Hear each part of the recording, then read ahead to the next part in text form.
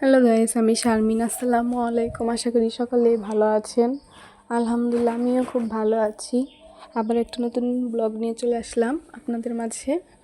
যে আমি চুলায় ভাত বসিয়ে দিয়েছি, বেগুন ভর্তা দিয়ে দিলাম।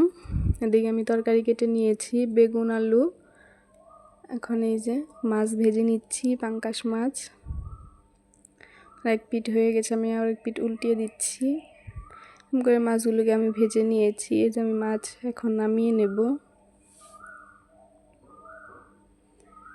মাছগুলো নামিয়ে আমি কড়াইতে দিয়ে দিয়েছি পেঁয়াজ কুচি, কাঁচামরিচ ফালি দিয়ে আমি ভাজা ভাজা করে নিয়েছি। নিয়ে এখন মশলা কষানোর জন্য পানি দিয়ে দেব। এখন আমি মশলা দিয়ে দেব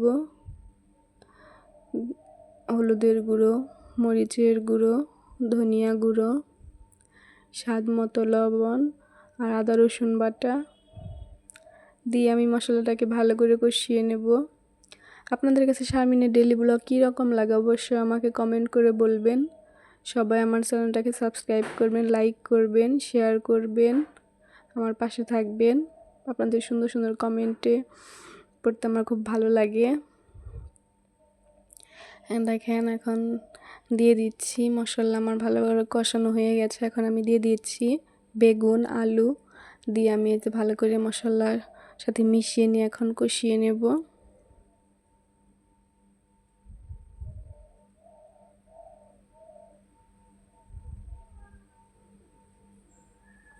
এই যে ভালো করে কষিয়ে নিচ্ছি আমি তরকারিটা।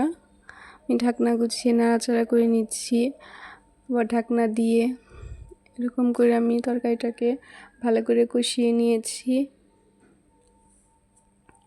আমার কষিয়ে নেওয়া হয়ে গেছে। এখন আমি এর মধ্যে দিয়ে দেব যে ঝোলটা দিয়ে আমি ঢাকনাতে ঢেকে এই যে আমি চিংড়ি মাছের শুটকি দিয়ে রান্না করব, সিম আলু।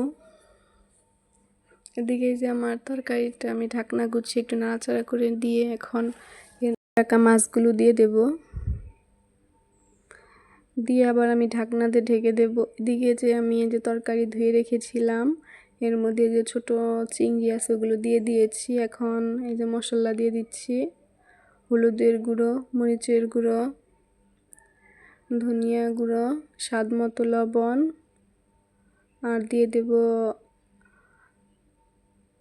আদা জিরে বাটা।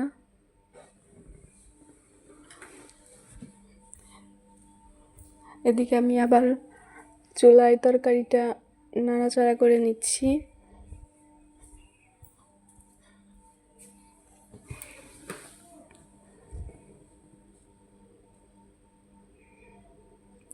তরকারিটা আমার হয়ে গেছে, এখন আমি নামিয়ে নেব। নামিয়ে নিয়ে আমি কড়াইতে দিয়ে দিয়েছি পেঁয়াজ কুচি, কাঁচামরিচ ফালি দিয়ে একটু ভাজা ভাজা করে নিয়ে আগে থেকে মশলা দিয়ে রেখেছিলাম তরকারিতে, সেগুলো দিয়ে দিলাম সবজিতে, সবজি দিয়ে দিলাম। দিয়ে এখন এই যে ভালো করে মিশিয়ে নেব, নিয়ে ঢাকনা দিয়ে ঢেকে এরকম করে ভাজি করে নেব। আসলে সিম আলু আর চিংড়ি মাছের শুটকি দিয়ে এরকম করে ভাজি করে খেলে অসাধারণ লাগে খেতে। সবাই বাসায় একবার হলেও ট্রাই করবেন। দেখেন আমি এরকম করে ভাজি করে নিচ্ছি। ভাজিটা আসলে আমি পুরোটা দেখাইনি, কেটে কেটে নিয়েছি ভিডিও। ভাজিটা প্রায় হয়ে গেছে, এখন আমি নামিয়ে নেব। সবাই বাসায় এরকম করে ভাজি ট্রাই করবেন, দেখবেন দারুণ লাগে খেতে। দেখেন ফাইনাল লুক এরকম হয়েছে। কার কাছে কীরকম লেগেছে অবশ্যই আমাকে কমেন্ট করে বলবেন। আজকে পর্যন্তই, সবাই ভালো থাকবেন। আল্লাহ হাফেজ।